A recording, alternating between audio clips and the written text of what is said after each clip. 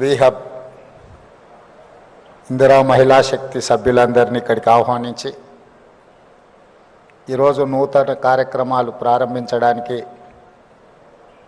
నాతో పాటు నల్గొండ పార్లమెంట్ సభ్యులు రఘువీరెడ్డి గారిని, పరకాల శాసనసభ్యులు రేవూరు ప్రకాష్ రెడ్డి గారిని, IT and industry special chief secretary Sanjay Kumar గారిని, ఇండస్ట్రీస్ మేనేజింగ్ డైరెక్టర్ గుర్రం మల్సూర్ గారిని, సెర్ప్ అండ్ మెప్మా అధికారి దివ్య రాజేంద్రన్ గారిని, అదేవిధంగా తెలంగాణ రాష్ట్ర నలుమూలల నుంచి మా మహిళా సోదరీమణులందరినీ కూడా ఆహ్వానించి ఇంత మంచి కార్యక్రమాన్ని ఏర్పాటు చేసిన వీహబ్ నిర్వాహకులకు మనస్ఫూర్తిగా నేను అభినందనలు తెలియజేస్తున్నా.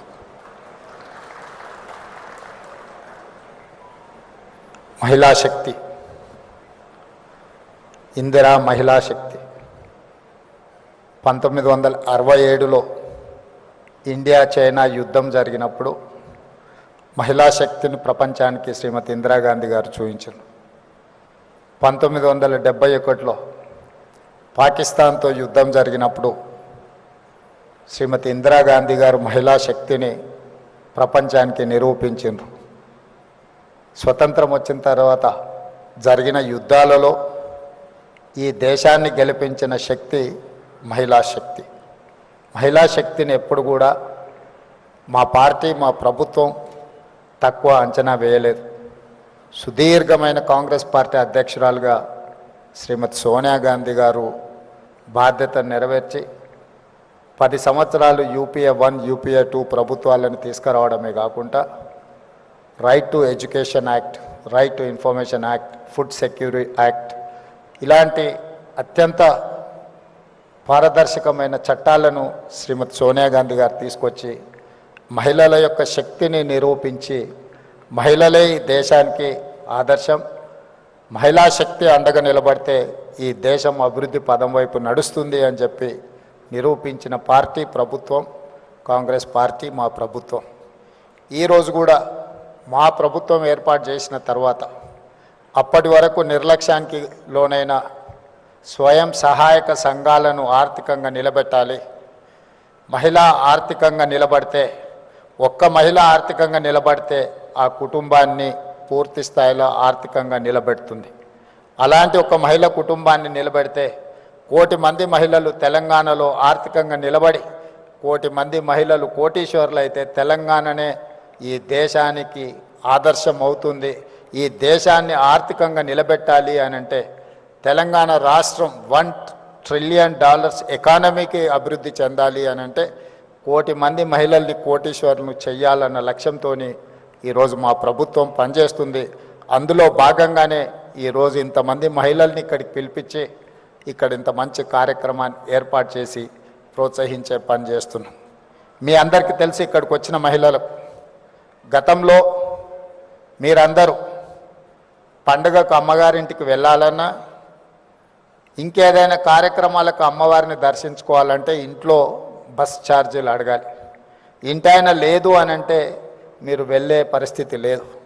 కానీ ఈరోజు తెలంగాణ రాష్ట్రంలో మన ప్రభుత్వం వచ్చిన తర్వాత మహాలక్ష్మి కార్యక్రమం ద్వారా ఈ రాష్ట్రంలో మహిళలు ఎక్కడికి వెళ్ళాలన్నా, అమ్మవారిని దర్శించుకోవాలన్నా, అమ్మగారింటికి వెళ్ళాలన్నా ఆర్టీసీలో మీరు ఎక్కడ చేయి చూపించినా అక్కడ ఆపి మీరు కావాల్సిన దగ్గర దిగడానికి ఆర్టీసీలో ఉచిత ప్రయాణం మా మహిళా సోదరిమణులకు అందించిన ప్రభుత్వం మన ప్రభుత్వం. మహిళలకు ఒక ప్రత్యేక నజరాన శ్రీమతి సోనియా గాంధీ గారు ఇచ్చారు. దాదాపుగా ఇప్పటికీ 16-17 నెలల్లో 5,200 కోట్ల రూపాయలు ఈరోజు ఆర్టీసీకి రాష్ట్ర ప్రభుత్వం చెల్లించడం జరిగింది. మా మహిళలు ఆర్టీసీ ఉచిత బస్సు ప్రయాణం వినియోగించుకోవడం వల్ల ఆడబిడ్డలకు ఒక్కొక్కరికి దాదాపుగా నెలకు 5,000 రూపాయలు ఆదాయం మిగలడమే కాకుండా ఆర్టీసీ కూడా ఈరోజు లాభాల బాటల్లో నడుస్తుంది. గతంలో ఆర్టీసీ నష్టపోయి ఆర్టీసీని ప్రైవేటైజ్ చేస్తారన్నంత ప్రమాదానికి దారితీసింది. ఆనాడు జీత భత్యాల కోసం వాళ్ళు నిరసన తెలిపి బంధులు పాటిస్తే దాదాపుగా 50 మంది కార్మికులు చనిపోవడం జరిగింది. అలాంటి ఆర్టీసీలో 50,000 మంది కార్మికులు ఉన్నారు. ఇవాళ 50,000 మంది కార్మికులు ఆర్టీసీ లాభాల బాటలో నడవడం వల్ల ఆ కుటుంబాలన్నీ కూడా బాగుపడ్డాయి అని అంటే మా ఆడబిడ్డలకి ఈరోజు తెలంగాణ రాష్ట్ర ప్రభుత్వం మహాలక్ష్మి పథకం ద్వారా మీకు ఆర్టీసీలో ఉచిత బస్సు ప్రయాణం అందించడమే ఈరోజు ఆర్టీసీ లాభాల బాటల్లో నడుస్తుంది. ఇదే కాదు, ఈరోజు ఆడబిడ్డలకు 500 రూపాయలకు సిలిండర్ అందించిన ఈరోజు గ్రామీణ ప్రాంతాలలో ముఖ్యంగా తండాలలో గూడాలలో ఉన్న ప్రభుత్వ పాఠశాలలు అమ్మ ఆదర్శ పాఠశాల పేరు మీద పాఠశాల నిర్వహణ పెత్తనం అంతా కూడా ఈ అమ్మల చేతుల్లో పెట్టాం. ఎందుకంటే గ్రామీణ ప్రాంతాలలో చదువుకుంటున్న పిల్లలు వాళ్ళ పిల్లలే, మరి వాళ్ళ పిల్లలు స్వయంగా చదువుకుంటున్న పాఠశాలల నిర్వహణ ఆడబిడ్డల చేతుల్లో ఉంటే బాగుంటుంది అనే ఆలోచనతోటి అప్పటి వరకు ప్రైవేట్ వ్యక్తుల చేతుల్లో ఉన్న ఈ పాఠశాలల్ని ఈరోజు అమ్మ ఆదర్శ పాఠశాల పేరు మీద ఆడబిడ్డలకి అందుబాటులోకి తెచ్చినాం. ఇదే కాదు, ఈరోజు దాదాపుగా 1,30,00,000 డ్రెస్సులు ప్రభుత్వ పాఠశాలల్లో చదువుకుంటున్న విద్యార్థులకు కుట్టించే బాధ్యత. గతంలో ఇవన్నీ కార్పొరేట్ కంపెనీలకు ఇచ్చేది, కానీ మన ప్రభుత్వం వచ్చిన తర్వాత పాఠశాలల్లో చదువుకుంటున్న ప్రతి విద్యార్థికి బట్టలు కుట్టే కార్యక్రమాన్ని మహిళా సంఘాలకు అందించడం ద్వారా ఈరోజు మహిళల్ని ఆర్థికంగా నిలబెట్టడమే కాదు, స్థానికంగా స్కూళ్ళు తెరిచిన మొదటి రోజే 65 లక్షల డ్రెస్సులు కుట్టి విద్యార్థులందరూ కూడా అందించడం జరిగింది. గతంలో ఎప్పుడు కూడా అక్టోబర్ నవంబర్ వస్తే కానీ వాళ్ళకి బట్టలు ఇచ్చేవాళ్ళం కాదు. కానీ మహిళలకు ఆ బాధ్యత అప్పచెప్తే ఈరోజు సరైన సమయంలో మహిళలు ఈరోజు ఆ పాఠశాలలు ఉండే విద్యార్థులకు బట్టలు స్టిచ్చింగ్ చేసి ఇస్తున్నారు. అదేవిధంగా ఈరోజు పాఠశాలల్లో పెట్టే మధ్యాహ్న భోజన పథకం కావచ్చు, రెసిడెన్షియల్ అండ్ వెల్ఫేర్ స్కూల్స్లో ఎస్సీ ఎస్టీ బీసీ మైనారిటీ, అదేవిధంగా కస్తూర్బా పాఠశాలలో కూడా నిన్నమన్ననే నేను సమీక్ష చేసి అధికారులకు ఆదేశాలు ఇచ్చిన. ప్రైవేట్లో కొనుగోలు చేస్తున్న కూరగాయలు కావచ్చు, పాలు కావచ్చు, ఇతర నిత్యావసర వస్తువులు అన్నిటిని కూడా మహిళా సంఘాల నుంచే కొనాలి, మహిళా సంఘాలను వ్యాపారంలో ప్రోత్సహించాలని ఆలోచనతోటి ఈరోజు మహిళలకే అందించడం జరిగింది. ఇంతకుముందు దివ్య రాజేంద్రన్ గారు చెప్పినట్టు పెట్రోల్ వ్యాపారము అని అంటే పెట్రోల్ బంకులు అంటే రిలయన్స్ గుర్తొస్తుంది, సోలార్ పవర్ అంటే అంబానీ గుర్తొస్తాడు. అదానీ అంబానీలు పెట్రోలియం బిజినెస్కు సోలార్ పవర్ బిజినెస్కి మారు పేరైతే ఈరోజు మా ఆడపడుచులకు మీకు పెట్రోల్ బంకులు పెట్టుకునే అవకాశం ఇచ్చే నారాయణపేటలో నూతనంగా ఆడబిడ్డల చేత పెట్రోల్ బంకు నిర్వహించడానికి ఈరోజు మా ప్రభుత్వం అనుమతి ఇచ్చి మిమ్మల్ని ప్రోత్సహించింది. అదేవిధంగా అదానీ చేతుల్లో ఉండే సోలార్ పవర్ ఈరోజు 1000 మెగావాట్ల సోలార్ పవర్ ఉత్పత్తి చేసే ఒప్పందాలని రాష్ట్ర విద్యుత్ శాఖ ద్వారా మహిళా సంఘాలకు ఈరోజు ఒప్పందాలు చేయించి సోలార్ పవర్ ఉత్పత్తి చేసే వ్యాపారాన్ని ఈరోజు ఆడపడుచులకు అందించడం జరిగింది. ఈరోజు అదానీలతో అంబానీలతో పెట్రోల్ బంకుల వ్యాపారం నుంచి మొదలు పెడితే సోలార్ పవర్ జనరేట్ చేసే వ్యాపారాల వరకు ఈరోజు ఆడబిడ్డల చేతుల్లో పెట్టినాం. ఇదే కాదు, ఈరోజు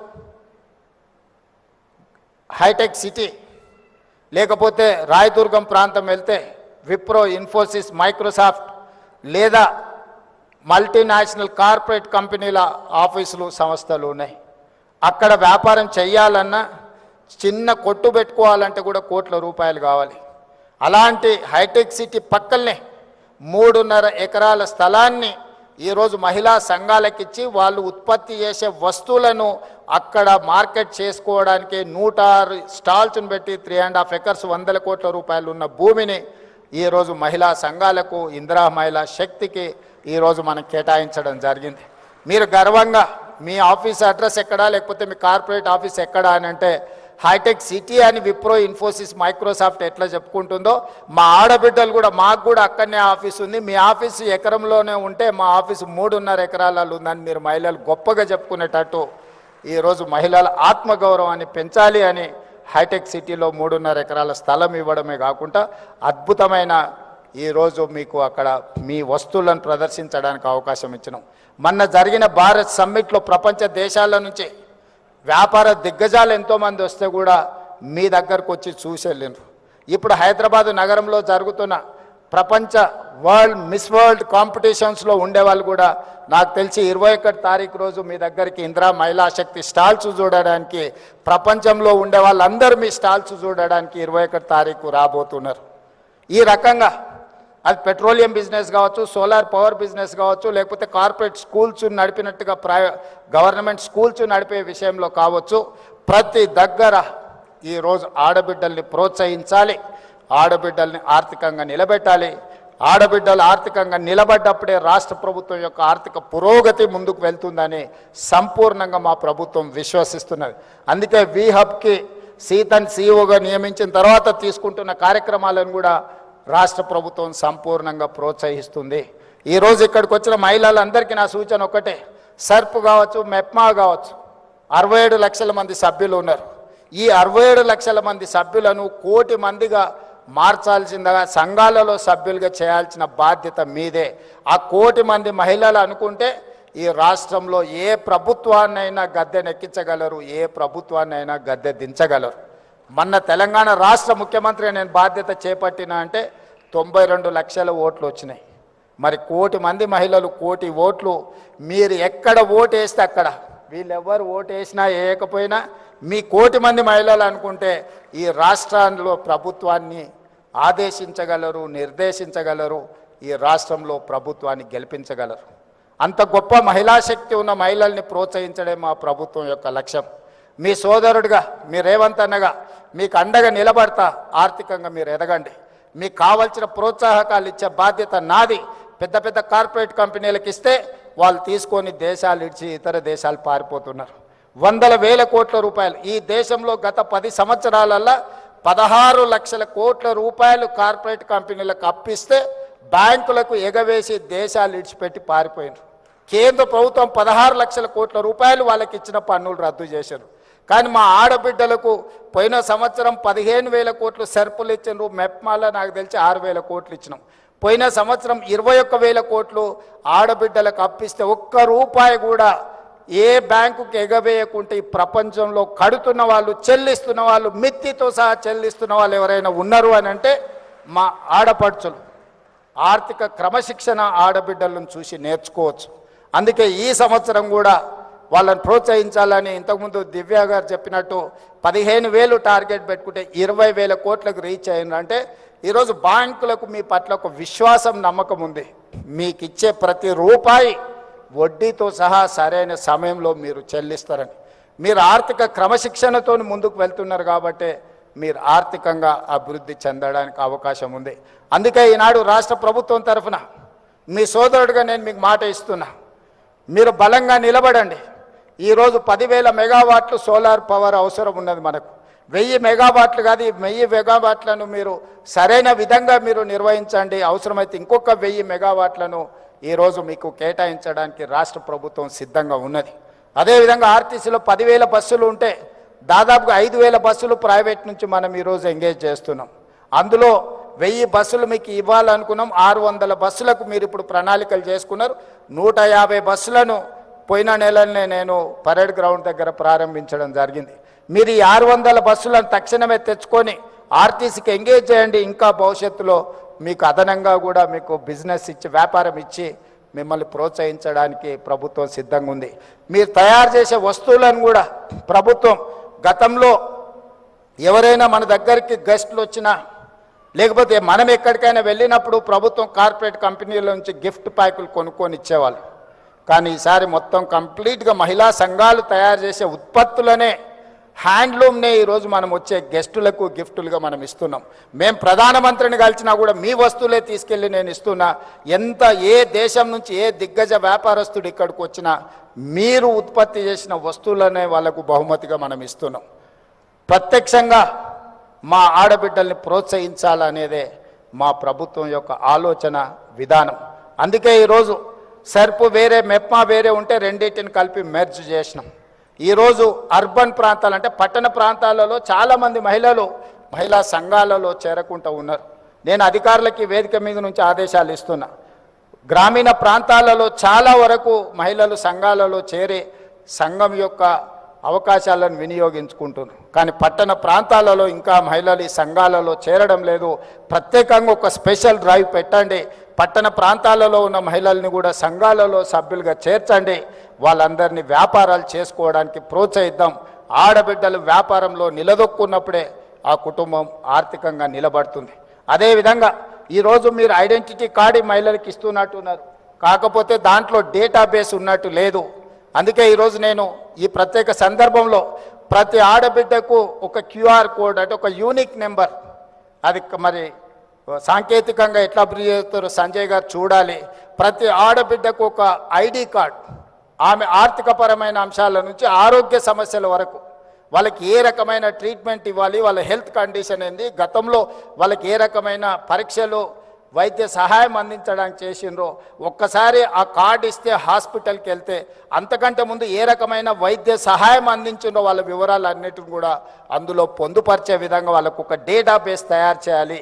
ఈ రాష్ట్రంలో ఉన్న 1 కోటి మంది ఆడబిడ్డల యొక్క సంపాదన వ్యాపారంతో పాటు వాళ్ళ ఆరోగ్య సమస్యలు వాళ్ళకి సంబంధించిన మొత్తం డేటాను కూడా మనం కలెక్ట్ చేస్తే వాళ్ళకి ఎక్కడికి వెళ్ళినా, ఎందుకంటే ఆడపడుచులకు ఒక డాక్టర్ దగ్గరికి వెళ్ళినప్పుడు ఆయన అన్ని పరీక్షలు చేస్తాడు, ఏదో మందులు రాసిస్తాడు, జ్వరం తగ్గగానే ఈ పేపర్లు ఎక్కడో పోతాయి. మళ్ళీ సంవత్సరానికి ఇంకొక హాస్పిటల్కి పోయినప్పుడు ఆయన అన్ని పరీక్షలకు మళ్ళీ ఛార్జ్ చేస్తాడు. దాంతో ఏమవుతుంది అంటే వాళ్ళకి ట్రాక్ రికార్డ్ కూడా ఉండడం లేదు. గతంలో వీళ్ళకి ఏం సమస్య ఉండే, ఎలాంటి వైద్యాన్ని అందించడం, వీళ్ళకి ఎలాంటి ఆరోగ్య పరిస్థితులు ఉన్నాయనే ఒక మొత్తం ఎలాంటి వివరాలు లేకుండా పోతుంది. అందుకే ఈరోజు రాష్ట్ర ప్రభుత్వం ప్రత్యేకమైన దృష్టి పెట్టి నేను దివ్యా రాజేంద్రన్ గారికి సూచన చేస్తున్నా, ఈ డేటాబేస్ కలెక్ట్ చేయండి, వాళ్ళ హెల్త్ చెకప్ చేయించండి, వాళ్ళ కంప్లీట్గా హెల్త్ ప్రొఫైల్ బిల్డ్ చేయండి. ప్రతి సంవత్సరం ఒకసారి వాళ్ళకు పూర్తి స్థాయిలో ఆరోగ్య పరీక్షలు చేయించగలిగినప్పుడు ఈ ఆడబిడ్డలకు వాస్తవంగా వాళ్ళ ఆరోగ్యం దెబ్బతిన కంటే ముందే మనం నియంత్రించవచ్చు. వచ్చిన తర్వాత వాళ్లకు వైద్య సహాయాన్ని అందించడం కాదు, వాళ్ళకు ఆరోగ్య సమస్యలు రాకుండానే ముందుగానే వాళ్లకు మనము ఆరోగ్యపరమైన సూచనలు చేయడమే కాకుండా అవగాహన కల్పించి వాళ్ళకు అవసరమైన ఆరోగ్య భద్రత రాష్ట్ర ప్రభుత్వం కల్పిస్తుంది. వీటికి సంబంధించి అదేవిధంగా వాళ్ళ వ్యాపారాలను ప్రోత్సహించడానికి కూడా వాళ్ళ ఇండివిజువల్ ఉన్న నైపుణ్యం ఏంది, వ్యక్తులకు కొన్ని నైపుణ్యాలు ఉంటాయి, వాటన్నిటిని కూడా మనం కలెక్ట్ చేసుకోగలిగితే ఆ రంగంలో వాళ్ళని ప్రోత్సహించడానికి అవకాశం ఉంటుంది. ఇవన్నీ కూడా ఆడబిడ్డలను ఈరోజు ప్రోత్సహించడానికి రాష్ట్ర ప్రభుత్వం ప్రయత్నం చేస్తుంది. వచ్చే ఎన్నికల్లో మీ ఓట్లతోనే మళ్ళీ ప్రభుత్వాన్ని ఏర్పాటు చేయాలని మా పార్టీ, మా ప్రభుత్వం అనుకుంటుంది. ప్రతి ఆడబిడ్డను 1 కోటి మందిని ఇందులో సభ్యులుగా చేర్చి ఆ 1 కోటి ఓట్లతోనే రెండోసారి ప్రభుత్వాన్ని ఏర్పాటు చేసి మిమ్మల్ని 1 కోటి మందిని కోటీశ్వర్లను చేసే బాధ్యత తీసుకుంటామని తెలియజేస్తూ మీ అందరి దగ్గర సెలవు తీసుకుంటున్నా. మీ అందరికీ మనస్ఫూర్తిగా ధన్యవాదాలు.